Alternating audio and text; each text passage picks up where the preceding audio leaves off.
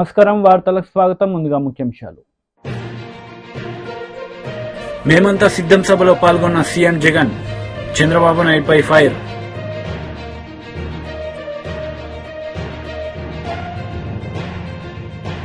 ప్రజాగలం సభలో పాల్గొన్న నారా చంద్రబాబు నాయుడు. ఈ సందర్భంగా సూపర్ 6 గ్యారంటీలపై ప్రజలకు వివరణ.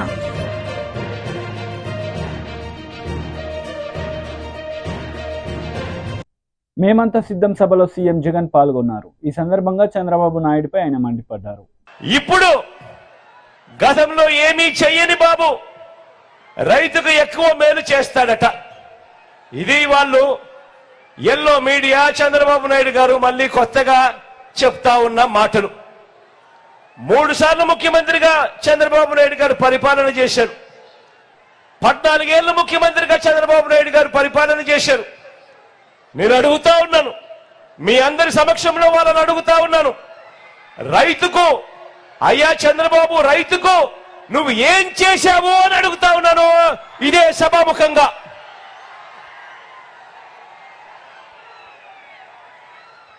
రైతుకు ఏం చేశాడో చెప్పటము ఆయన వల్ల కాదు, కానీ నేనే చెబుతా ఆయన ఎంత ద్రోహం చేశాడు. చెప్పాలా?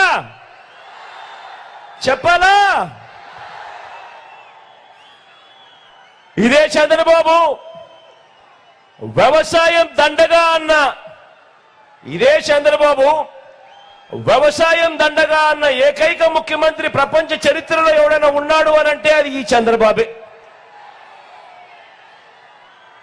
రైతుకు కరెంటు ఉచితంగా ఇస్తే ఆ తీగలపై బట్టలారేసుకోవాలి అన్నాడు కూడా ఈ చంద్రబాబే. ఈ రైతుల మీద ప్రేమ లేని ఈ వ్యక్తే ఏకంగా రైతులను విచారించేందుకు ప్రత్యేక పోలీస్ స్టేషన్ను నెలకొల్పిన వ్యక్తి, ఏకంగా రైతులను విచారణ చేసేందుకు ప్రత్యేక కోర్టులు నెలకొల్పిన వ్యక్తి. ఎవరైనా కూడా ఈ భారతదేశ చరిత్రలో ఎవడైనా ముఖ్యమంత్రి ఉన్నాడు అనంటే అది కేవలం ఈ ఒక్క నారా చంద్రబాబు నాయుడు గారే. ఇది చంద్రబాబు నాయుడు గారికి రైతుల మీద ఉన్న ప్రేమ. సరే ఇదంతా గతం. మీ అందరికీ బాగా గుర్తు ఉండే ఉంటుంది కదా. 2014 నుంచి 2019 మధ్యలో ఇదే చంద్రబాబు నాయుడు గారు ముఖ్యమంత్రిగా ఉన్నప్పుడు, అధికారంలో ఉన్న 3వసారి ఆయన ముఖ్యమంత్రిగా ఉన్నప్పుడు రైతులకు ఆయన ఏం చెప్పాడు, 2014 మేనిఫెస్టోలో ఏం చెప్పాడు, రైతులకు ఆయన ఏం చేశాడు మీ అందరికీ గుర్తుందా? ఏకంగా 87,612 కోట్ల రూపాయలు రైతుల రుణాలన్నీ మాఫీ చేస్తానన్నాడు. చేశాడా? 2 చేతులు పైకెత్తాలబ్బా. ఇలా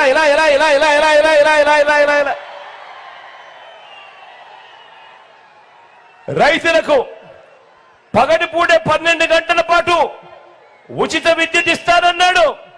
ఇచ్చాడా? 2 చేతులు పైకెత్తి ఇలా.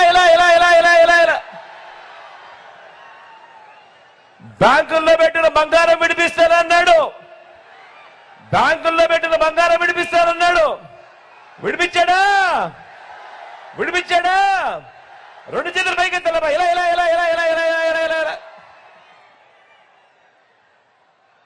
ఏ ఒక్కటైనా చేశాడా? పైగా రైతులకు 0 ప్రజాగలం సభలో నారా చంద్రబాబు నాయుడు పాల్గొన్నారు. ఈ సందర్భంగా సూపర్ 6 హామీలను ప్రజలకు వివరించారు. నేనేదో వరగబెట్టానని, తమ్ముడు ఎన్నికలండి, మీరు ఎన్నికలండి. లేడీస్ ని మీరు అమలు చేయడం కరెక్ట్ కాదు. మీ ఆత్రంతో వాళ్ళందరినీ ఒక్కొక్కరు తరివేస్తున్నారు. ఎన్నికలండి, ప్లీజ్ గో. లేడీస్ ని ఉండేయండి, మీరు ఉండండమ్మా. వాళ్ళందరూ ఎన్నికలండి. తోయొద్దండి, ప్రెషర్ రాకూడదు, వెనక్కి వెళ్ళాలా. మీరు కూడా అమ్మా వెళ్ళిపోతే వీళ్ళు ఇదే మరి తరంతారు. దగ్గరుండి మీరు కూడా వాళ్ళ రివర్స్ లో పుష్ చేయాలి, వెనక్కి పుష్ చేయాలి. అప్పుడే వీళ్ళందరూ మన మాట వింటారు మగవాళ్ళు. లేకపోతే ఆడవాళ్ళని ఎప్పుడు తరివేది. చూడు వాడు వచ్చేస్తూనే ఉన్నాడు. వాడు ఏయ్ నీకే చెప్పేది, మీకే చెప్పేది ఎన్నికలు. అందుకని నేను ఈరోజు మీ అందరినీ కోరేది 13వ తారీఖున ఎన్నికలు జరిగే రోజున పోలింగ్ స్టేషన్ పోయే ముందు ప్రతి ఒక్కరూ ఒక్కసారి ఆలోచించుకోండి. నేను ఈరోజు మీ ముందరికి వచ్చాను, సూపర్ 6 తో మీ ముందరికి వచ్చాను.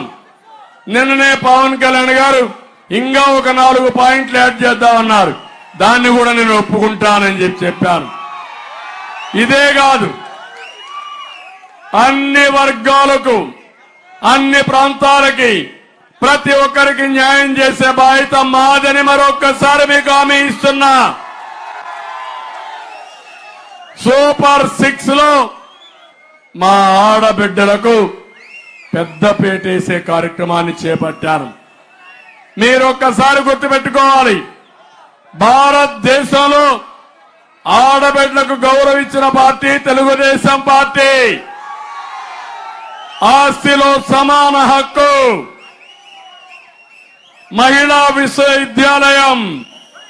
అదే సమయంలో మా ఆడబిడ్డలకు రాజకీయాల్లో ఇప్పుడే కత్తెర కృష్ణ వచ్చిందంటే ఆ పదవి రిజర్వేషన్లు పెట్టిన మహానాయకుడు నందమూరి తారక రామారావు గారని చెప్పి తెలియజేస్తున్నా. దానివల్ల ఇలాంటి మహిళలు కొన్ని లక్షల మందికి పదవులు వచ్చాయి. అదే ఎన్టీ రామారావు గారు చూపించిన చొరవ. తర్వాత నేను వచ్చినాక డాక్రా సంఘాలు పెట్టాను, పొదుపు ఉద్యమం నేర్పించాను, నాయకత్వ లక్షణాలు నేర్పించాను. మీరు కూడా ఆర్థికంగా వెసులుబాటు రావాలని ఆడబిడ్డల్ని ప్రోత్సహించిన పార్టీ తెలుగుదేశం పార్టీ. ప్రతి ఒక్క ఆడబిడ్డను చదివించమన్నాను. 33% ఉద్యోగాల్లో కాలేజ్ సెట్లో రిజర్వేషన్లు పెట్టాను. ఆ ఒక్క నిర్ణయం మీరు ఈరోజు చూస్తే చదువుకున్న. లోక్సభ ఎన్నికల్లో సీటు కేటాయింపులో మాదిగలకు అన్యాయం చేసిన కాంగ్రెస్కు ఎందుకు ఓటు వేయాలని ఎంఆర్పీఎస్ వ్యవస్థాపక అధ్యక్షుడు మందకృష్ణ మాదిగ ప్రశ్నించారు. పార్లమెంట్ రిజర్వేషన్ స్థానాలు, ఒక అసెంబ్లీ స్థానం కాంటోన్మెంట్ 4 ఎస్సీలకు ఉంటే 100-80% ఉండబడే మాదిగలకు ఈ 4లో ఒకటి ఇవ్వకపోతే కాంగ్రెస్ పార్టీకి మాదిగల ఓట్లాడికి హక్కు ఎక్కడ ఉన్నది? మా నరసింహులు గారు ఆవేదన అర్థం ఉన్నది కదా. నేను బయట నుండి ప్రశ్నిస్తున్నా నా జాతి కోసం, మరి కాంగ్రెస్ పార్టీలో ఉండి ప్రశ్నిస్తున్నాడు కదా, కాంగ్రెస్ పార్టీలో ఉండే విజ్ఞప్తి చేశాడు కదా. అందువల్ల స్పష్టం చేస్తున్నాం. రేవంత్ రెడ్డి గారు గుర్తు చేస్తున్నా, నేను ఎస్సీ 4 నియోజకవర్గాల్లో ఒకటి మాకు లేనప్పుడు జనరల్ స్థానాల్లో రెడ్లకు 6 ఎందుకయ్యా? మేము అడుగుతున్నది జనరల్ ఒకటి అడుగుతలేం, మాకు రిజర్వేషన్ లేదు కాబట్టి గంటనే మా మాట అడుగుతున్నాం. టీడీపీ లీడర్ దేవినేని ఉమామహేశ్వరరావు మీడియా సమావేశం నిర్వహించారు. ఈ సందర్భంగా సీఎం జగన్ పాలనపై ఆయన మండిపడ్డారు. ఎలక్షన్ కమిషనర్ గారికి ఇచ్చి చీఫ్ సెక్రటరీ మీద, డీజీ ఇంటెలిజెన్స్ మీద, అడిషనల్ డీజీ ఇంటెలిజెన్స్ అట్లాగే డీజీపీ మీద చర్యలు తీసుకోమని, ఇమ్మీడియట్గా చర్యలు తీసుకోమని వాళ్ళ ఏదైతే మోడల్ కోడ్ ఆఫ్ కాండక్ట్ ఉన్న పరిస్థితుల్లో ఉన్న రోజుల్లో ఎన్నికల షెడ్యూల్ వచ్చిన తర్వాత ఇంత నిస్సిగ్గుగా మార్చిలో వచ్చింది ఇటువంటి కంప్లైంట్. గత 4 ఏళ్లుగా మేము చెప్తున్నాం, Z+ కేటగిరీ చంద్రబాబు నాయుడు గారి కుటుంబ సభ్యుడు లోకేష్ బాబు, మరి వాళ్ళ ఇటువంటి ఫోన్లు కూడా తాడేపల్లి ప్యాలెస్ కేంద్రంగా ఉన్నతాధికారుల అండదండలతో పెగాసిస్ సాఫ్ట్వేర్ను ఉపయోగించి ఈ దుర్మార్గాలకి జగన్మోహన్ రెడ్డి ప్రభుత్వం పాల్పడుతూ ఉంది. చాలాసార్లు మేము చెప్పాం, శాసనసభలో ప్రశ్నించారు, శాసన మండలిలో ప్రశ్నించారు, ఎన్నో ప్రెస్ మీట్లో ఇదే వేదిక మీద మా నాయకులంతా కూడా మాట్లాడారు. ఫోన్ ట్యాప్ అవుతుంది, అందరి ఫోన్లో ట్యాపింగ్ అవుతుంది, ఐఫోన్ సాంకేతిక పరిజ్ఞానం ఉంది కాబట్టి ఇవాళ ఈ వాస్తవాలు బయటకు వచ్చాయి. ఇదే సాంకేతిక పరిజ్ఞానం లేని మిగతా ఫోన్లన్నీ కూడా ఎంతమంది ఫోన్లు ట్యాప్ అవుతున్నాయి, ఎంతమంది అధికారులు ఫోన్లు ట్యాప్ అవుతున్నాయి, ఎంతమంది న్యాయమూర్తులు ఫోన్లు ట్యాప్ అవుతున్నాయి, జ్యుడిషియల్ అధికారులు ఫోన్లు ట్యాప్లు అవుతున్నాయి, ఎలక్షన్ కమిషన్లకు సంబంధించిన ముఖ్య అధికారులు ఫోన్లు కూడా ట్యాప్ చేస్తున్నారని దినపత్రికలో వచ్చిన వార్తలు కూడా ఈ రాష్ట్ర ప్రజలు చూశారు. దాని మీద నోరు మెదపలేదు జగన్ రెడ్డి ప్రభుత్వం. దాని మీద నోరు తెరవలా. ఉన్నత పోలీస్ అధికారులు కూడా దీనికి ఏం సమాధానం చెప్తారని మేము డిమాండ్ చేస్తూ ఉన్నాం. పెగాసిస్ సాఫ్ట్వేర్ను ఉపయోగించి ప్రధాన ప్రతిపక్ష నాయకులు తెలుగుదేశం, జనసేన, బీజేపీ, ఇవాళ బీజేపీ అధ్యక్షులు పురంధేశ్వరి గారి ఫోన్ దగ్గర నుంచి, జనసేన పవన్ కళ్యాణ్ గారి దగ్గర నుంచి ప్రతి ఒక్కళ్ళ ఫోన్ కూడా తాడేపల్లి ప్యాలెస్ కేంద్రంగా డీజీపీ అండదండలతో అడిషనల్ డీజీ ఇంటెలిజెన్స్ ఆంజనేయుల ఆధ్వర్యంలో కొంతమంది డిఎస్పీలు చాలా స్పష్టంగా వాళ్ళ పేర్లు కూడా నేమ్ చేశాం. నరేందర్ రెడ్డి, రవీందర్ రెడ్డి, వేణుగోపాల్ రెడ్డి, కొంతమంది పోలీస్ అధికారులు, డిఎస్పీలు, కింద స్థాయి అధికారులు, పై స్థాయి అధికారులు అందరూ కూడా కలిసి ఈ ఫోన్ ట్యాపింగ్ కుంభకోణంలో ఉన్నారు. ఈ ఫోన్ ట్యాపింగ్ కార్యక్రమాల్లో భాగస్వాములయ్యారు. రాజ్యాంగబద్ధ సంస్థలకు ఉన్న అధిపతులను కూడా మీరు ట్యాప్ చేస్తా ఉన్నారు. ఇది దుర్మార్గం, అమానుషం. దీని మీద బయట పెట్టమని సమాధానం చెప్పడం కూడా మేము చాలాసార్లు ప్రశ్నించాం.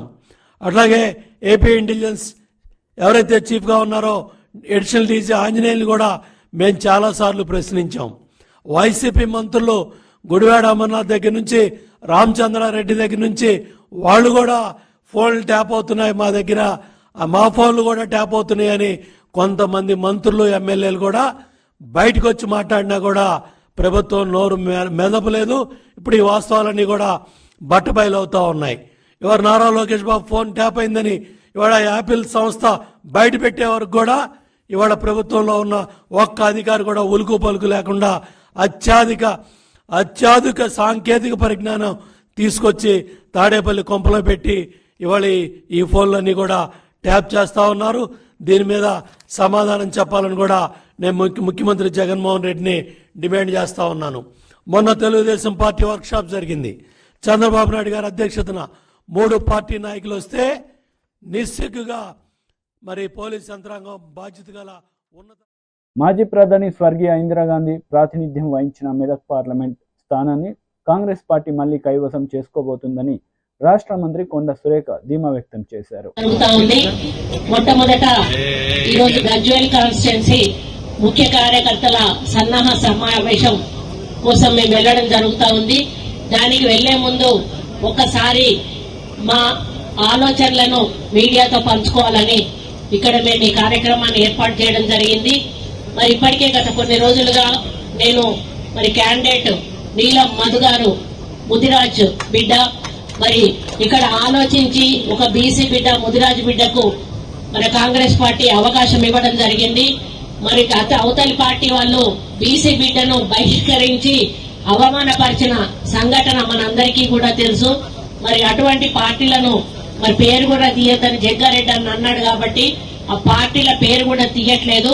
ముఖ్యంగా ఈ మెదక్ కాన్స్టిట్యున్సీ ఇన్ఛార్జ్ గా మరి నన్ను వేసినందుకు మరి నాకు ఒక పెద్ద బాధ్యతను ఇచ్చినట్టుగా నేను భావిస్తా ఉన్నాను. ఎందుకంటే ఇది ఒక ప్రత్యేకమైనటువంటి కాన్స్టిట్యున్సీ. ఇక్కడ ఇందిరమ్మ గెలిచినటువంటి గడ్డ ఇది. మరి ఇప్పుడు ఉన్నటువంటి కాన్స్టిట్యున్సీలలో ఒకరు హరీష్ రావు గారు అయితే, ఒకరు ఎక్స్ సీఎం మరి కేసీఆర్ గారు ఉన్నటువంటి నియోజకవర్గాలు ఈ పార్లమెంట్ నియోజకవర్గంలో ఉండడం మాకు ఒక ఛాలెంజ్. కాబట్టి ఈ గడ్డ మీద మరి కాంగ్రెస్ జెండా ఎగురవేయడానికి నాయకులు, కార్యకర్తలు అందరూ కూడా కలిసికట్టుగా, కొత్త పాత కలిసికట్టుగా ముందుకెళ్లి మరి నీలం మధు గారి గెలుపు కోసం కృషి చేయడమే లక్ష్యంగా మేము ఈ రోజు గణేష్ టెంపుల్ నుంచి ఈ యొక్క కార్యక్రమాన్ని ప్రారంభించడం జరుగుతా ఉంది. మరి రేపటి నుంచి కంటిన్యూస్ గా మీటింగ్స్ నిర్వహిస్తూ ఆ తర్వాత నియోజకవర్గాల్లో ఏ విధంగా మరి ప్రచార కార్యక్రమం నిర్వహించాలి అనేది కూడా మేము ఆల్రెడీ మరి డిస్కషన్ లో ఉన్నాము. అదేవిధంగా బూత్ కమిటీలు గాని, మరి బ్లాక్ కమిటీలు గాని, మరి మండల కమిటీలు గాని, నియోజకవర్గ కమిటీలు గాని ఇవన్నీ కూడా వేసుకొని ఎవరి బాధ్యతలు కూడా వాళ్ళకి అప్పచెప్పి మరి వాళ్ళందరినీ కూడా ఇన్వాల్వ్ చేస్తూ ప్రతి ఒక్క గడపను కూడా ఈరోజు కాంగ్రెస్ 6 గ్యారంటీలు ఏవైతే హామీ ఇచ్చిందో రేవంత్ రెడ్డి గారు అమలు చేశారో వాటిని ప్రజల్లోకి తీసుకెళ్లి మరి గత ప్రభుత్వంలో ఇక్కడ ఏ విధంగా నష్టపోయారు, ఏ విధంగా కష్టపడ్డారు, వాళ్ళ దౌర్జన్యాలు అయితేనేమి, దోపిడీలు అయితేనేమి, భూ కబ్జాలు అయితేనేమి, అక్రమ కేసులు అయితేనేమి ఇవన్నీ పెట్టడం వల్ల ఈ రోజు ఈ నియోజకవర్గంలో ప్రజలందరూ కూడా మరి ఎప్పుడు ఎలక్షన్స్ వస్తే మళ్ళీ కాంగ్రెస్ పార్టీని గెలిపిద్దామని చూస్తా ఉన్నారు. మొన్న కొంత మరి పొరపాటు జరిగి ఒకటే సీటు రావడం చాలా బాధాకరం. కానీ ఈసారి ఆ ఓడిపోయిన నియోజకవర్గాల్లో కూడా మెజారిటీ తీసుకొచ్చి మరి నీలం మధు గారిని అధిక మెజారిటీలో గెలిపించడానికి పని కాదు. గ్రౌండ్ లెవెల్లో కార్యకర్త రెస్పాన్సిబిలిటీ చాలా ముఖ్యం. కాబట్టి ప్రతి కార్యకర్త కూడా తానే ఎన్నికల్లో నిలబడుతున్నాననేటువంటి ఆలోచనతోటి పని చేస్తేనే ఈ రోజు నీలం మధు గారిని మనం గెలిపించుకునే అవకాశం ఉంటుంది. కాబట్టి భేషజాలకు పోకుండా నన్ను పిలవలేదు, నన్ను పిలిచారు, నన్ను మర్చిపోయారు. ఎందుకంటే మనం ఎంత పెద్ద ఫంక్షన్ చేసుకున్నా కూడా ఒక్కోసారి మన సొంత రక్త సంబంధికులను కూడా మరి పిలవడం మర్చిపోతాము. అది కావాలని ఎవరు కూడా చెయ్యరు, పొరపాట్లు జరుగుతూ ఉంటాయి. దాన్ని ఇష్యూగా చేసి మరి మనం ఈ యొక్క ఎలక్షన్లకు ఇబ్బంది కలిగే విధంగా దయచేసి ఎవరు కూడా నడుచుకోవద్దని ఈ సందర్భంగా తెలియజేస్తా ఉన్నాను. మరి అదే విధంగా కాంప్లైంట్స్ కూడా ఏమన్నా మీలో మీకు ఉంటే సమస్యలు కూర్చొని మాట్లాడుకొని పరిష్కరించుకోండి. కానీ అది బయట ఎట్టి పరిస్థితుల్లో కూడా ఎక్స్పోజ్ కాకుండా చూసుకోవాల్సిన బాధ్యత అందరి మీద ఉంది. ఎందుకంటే పార్టీ పటిష్టంగా ఉండాలంటే మనం అందరం కూడా కలిసికట్టుగా ఉన్నట్టుగానే ప్రజల్లో మనము ముందుకెళ్లాలి. ఏవైనా లోపల చిన్న చిన్న ఇబ్బందులుంటే మనమే పరిష్కరించుకొని ముందుకెళ్లి ఈ నియోజకవర్గ గెలుపు కోసం మనందరం కూడా కృషి చేయాల్సిన అవసరం ఉందని విన్నవించుకుంటా ఉన్నాను. మరి ముఖ్యంగా రేవంత్ రెడ్డి గారు నా మీద ఇంత పెద్ద బాధ్యత పెట్టి మరి ఈ ముఖ్యమైన కాన్స్టిట్యున్సీని నాకు అప్పచెప్పినందుకు దీన్ని గెలిపించాల్సిన బాధ్యత నా మీద ఉంది. దీనికి వేదిక మీద ఉన్న అన్నలందరూ కూడా సహకరించాలి. మరి శ్యామ్ గౌడ్ గారు ఇక్కడ ఇన్ఛార్జ్ గా ఉన్నారు. అన్న మీరు ఏదైనా చిన్న చిన్న పొరపాట్లుంటే దయచేసి మీరు కోఆర్డినేట్ చేయండి. మరి బయటకు ఇబ్బందులు ఏమీ జరగకుండా చూడాలని చెప్పి అందరూ కాన్స్టిట్యున్సీ ఇన్ఛార్జీలకు చెప్తా ఉన్నాను.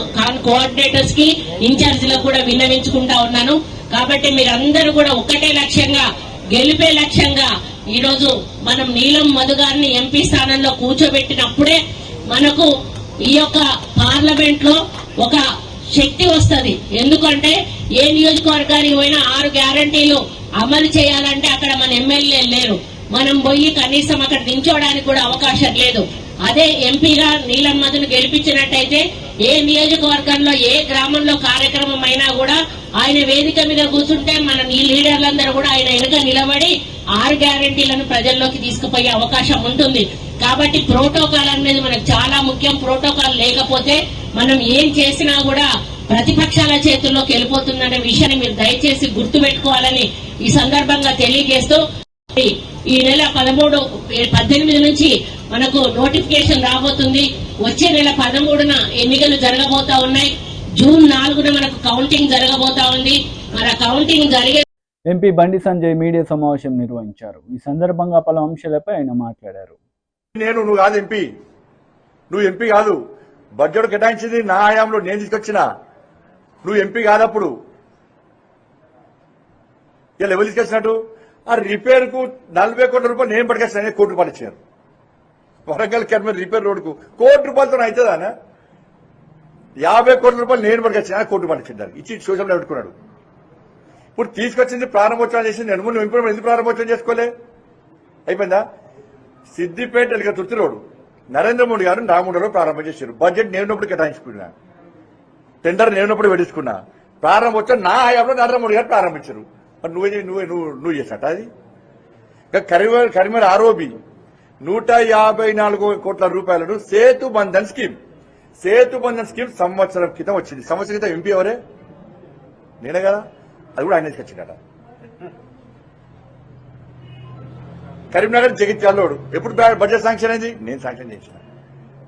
మరి ఈ ఇద్దరు మాజీ ఎంపీలు ఎప్పుడన్నా మీరు అభివృద్ధి చేస్తే మీ హయాంలో ఎప్పుడన్నా ప్రధానమంత్రి గారిని తీసుకొచ్చి ఈ పార్లమెంట్ నియోజకవర్గంలో ఎప్పుడైనా అభివృద్ధి పనులు చేసిరా చెప్పురి.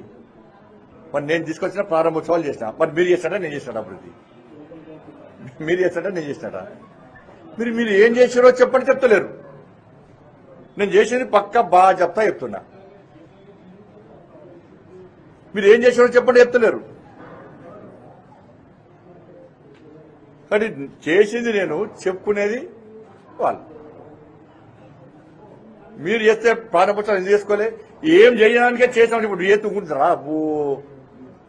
ఇప్పుడు ఆయన అపర మీద ఏం చేస్తుండు? కరపత్రాలు కొట్టించి మోడీ గారితో దిగిన ఫోటోలు.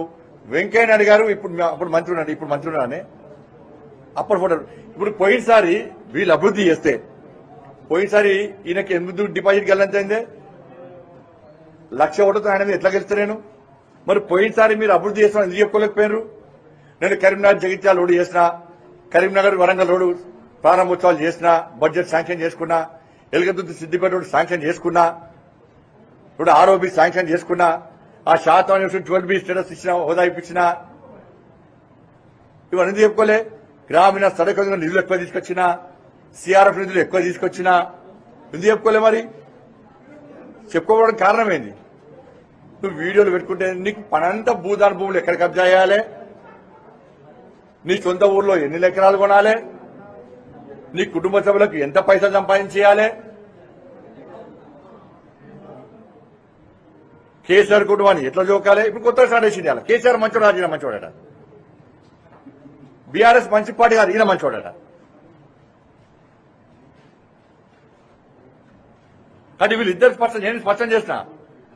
కేసీఆర్ కూడా బుక్ పంపించిన. మీకు బుక్ అంతా కూడా ఎప్పుడు మళ్ళీ పంపిస్తాం. మీకు నేను చేసినప్పుడు క్లారిటీగా చెప్తున్నా. మీకు చెవులు వినవడుకుంటే కన్ను కూడా టెస్ట్ చేసుకోవాలి. అది మీ ఎఫెక్ట్ అవ్వచ్చేమన్నా. మరి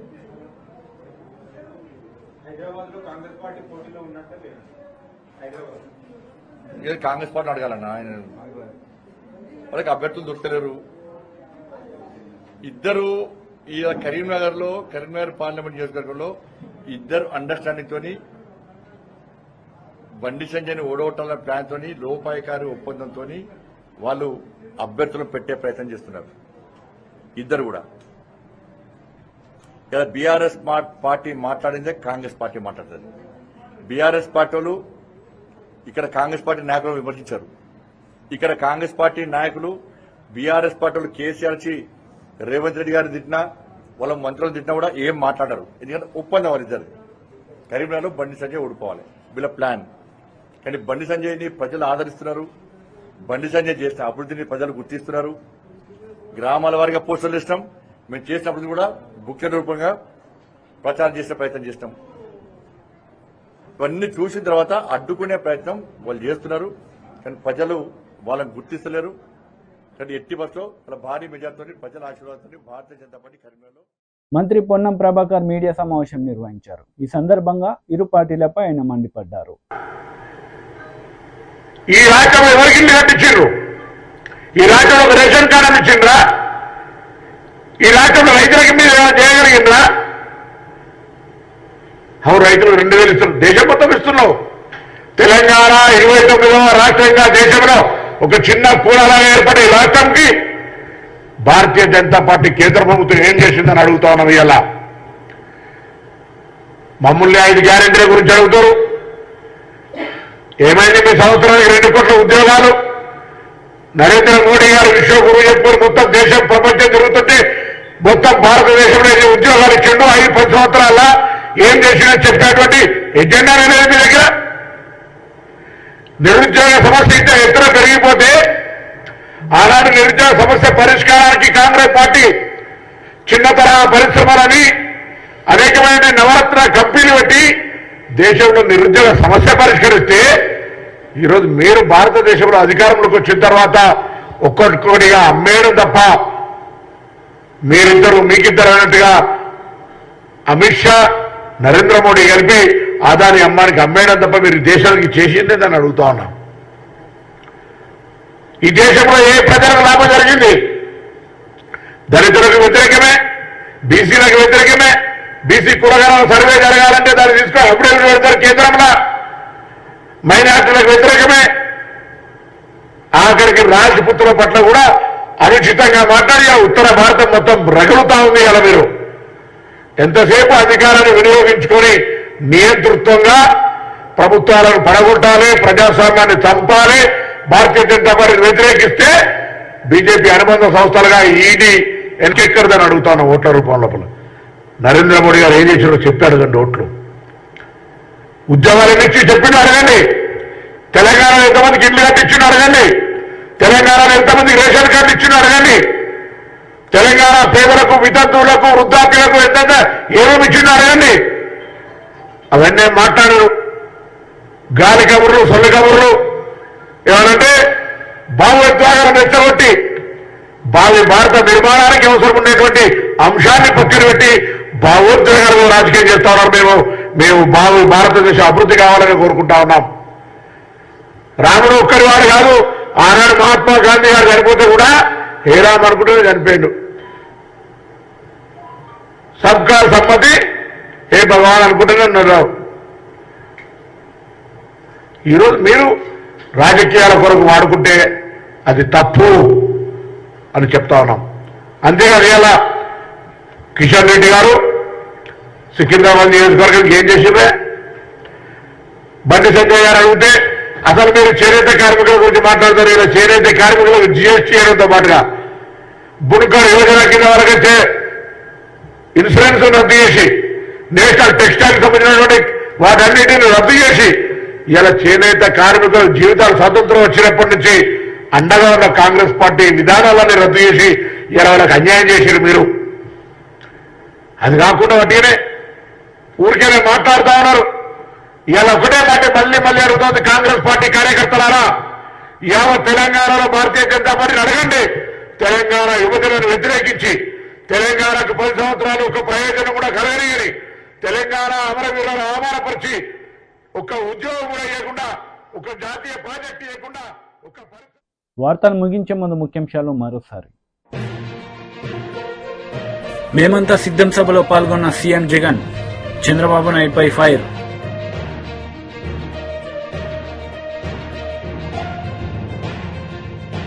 ప్రజాగలం సభలో పాల్గొన్న నారా చంద్రబాబు నాయుడు. ఈ సందర్భంగా సూపర్ 6 గ్యారంటీలపై ప్రజలకు వివరణ.